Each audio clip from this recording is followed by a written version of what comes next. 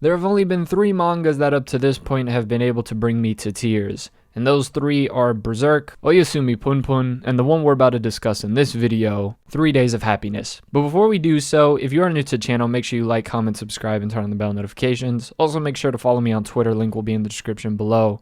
But without further ado, cue the intro.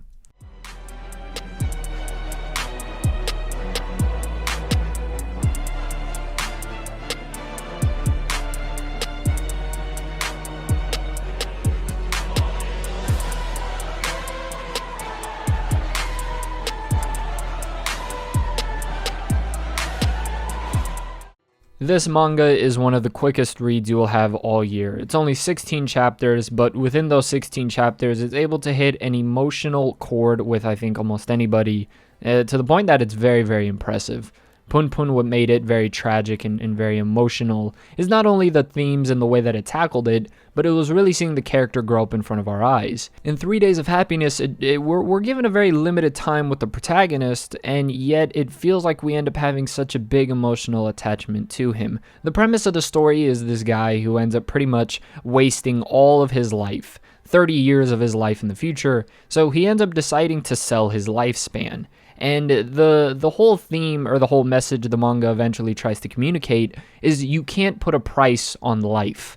And that whatever time you do have on this earth, you should really make the most of it in whatever sense I guess that means to you. Essentially, the message at the end of the manga is, why have 30 miserable years when you can have 3 days of happiness? True happiness. At first, when reading it and knowing the conclusion of the story, at times you can feel like it's an extremely tragic tale, but when considering what his life would have been versus how it ended up turning out, you end up feeling very happy, and it is quite the bittersweet ending. But throughout the manga, there's a lot of moments where even if you can't connect to the protagonist, the emotion still hits you like a truck. He sells 30 years of his life and he stays with 3 months, and during those 3 months he has an observer, and him and the observer end up kind of falling in love with each other. Seeing the progression of their romance and them kind of come to terms with the fact that their life would have been an absolute waste, it was quite the emotional thing to really see. They both reflect and open up to each other about moments in their life where they ended up kind of going down a path, especially with the main protagonist, as he's someone who ended up cutting ties with anyone he used to know from back in his past. So again, like I said at the beginning of this video, this is definitely a manga where you can look at what the protagonist did wrong and learn from that.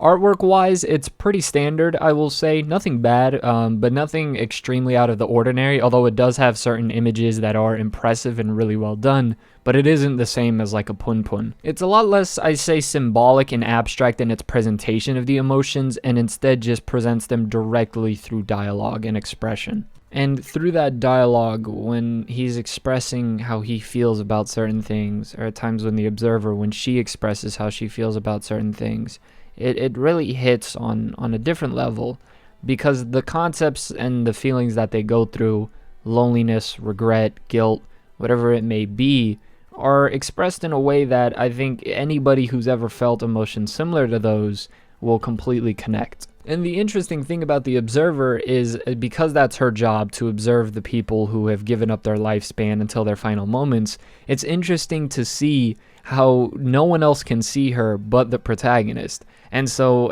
there's this whole thing that the town, he kind of ends up becoming a little bit popular in this small town because some people think he's insane, and then they end up kind of playing along with it until the very end of the manga, where quite the beautiful thing happens. And I know this whole video might seem strange, but it is a little difficult to get into a 16 chapter story without literally spoiling anything whilst reviewing it. And I will say this, however, for a 16 chapter story, it is still one of the most memorable reads I think anyone will ever have. Once you read this manga, you'll never forget it, and that is extremely impressive again for the limited amount of time it ends up having. And I myself, and this is just me speaking to you like person to person, right, just keeping it real here, I am someone who's extremely ambitious, and I've always been taught the importance of really making something of your life here, whether that's not only enjoying your life now, but leaving behind a legacy. And, you know, regardless of what you believe in or what you don't believe in, the reality is we do all have a limited amount of time on this earth. But the reason why I say this manga is a wake-up call is because I think I myself have been able to witness a lot of people close to me that I care about really just kind of forget the truth of that. that you do have limited time on this earth, and you can't spend years of your life just doing nothing when you can just go out and try things, at times risk things. I'm not saying be stupid. What I'm saying though is invest in things that you might want to do. I'm someone who hates failure, and I mean hates failure. Losing for me is not an option. But imagine if I allowed my fear of failure to prevent me from starting this channel. I don't know where I would be right now, and who knows how many lives I thank God I've been able to impact through this channel. And I guess the reason why I'm getting a little bit personal here with this is because, again, that's the real message of this manga, 3 Days of Happiness. Like I stated at the beginning of the video, what's the point of having 30 miserable years of your life when you can have 3 days of happiness? But in reality, you could have turned those 30 years into 30 years of happiness. I think it really all just depends on the work that you're willing to put in for it and the drive you have to make something of your life. You can clearly see the protagonist in certain points of the manga pointing out what he did wrong. And so with all of that being said, it truly is a story that I think will benefit anybody who reads it. At the beginning of the manga, you see the protagonist being asked, do you want to sell your time, your health, or your lifespan? And the protagonist kind of makes the mistake, whilst although it ends up being the better option for him when you look at it in the bigger picture, sells his lifespan. At the end of the manga, you see the old man asking somebody else the same question. But that last person answered correctly. Because in reality, you should never sell your lifespan. You should never give it up. Nor should you allow the quote-unquote higher-ups determine what value of life means to you. You should take life into your own hands and live a life that at the end of the day you can look back on and be happy with. This has been the shortest read I had all year so far, because we still have a few days, or well, we have the rest of this month, but this was the shortest read I had all year, but it's definitely been one of the most impactful. It is a beautiful piece of art of not only a love and a romance and finding love, but also living a life that you can look back on and maybe regret some mistakes here and there, but overall be happy with. Hopefully you enjoyed this video. This has been The Masked Man. Hope everyone has a blessed rest of the day, and peace.